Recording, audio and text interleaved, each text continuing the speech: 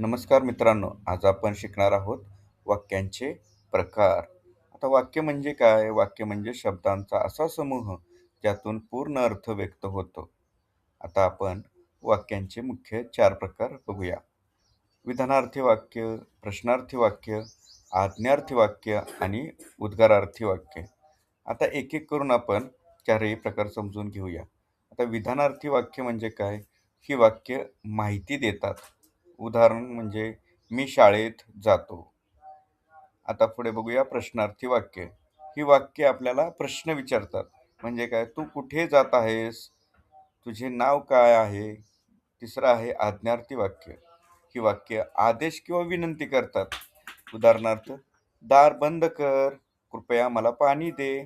आणि चौथं आहे उद्गारार्थी वाक्य. ही वाक्ये भावना व्यक्त करतात. उदाहरण, वा किती सुंदर आवाज आहे.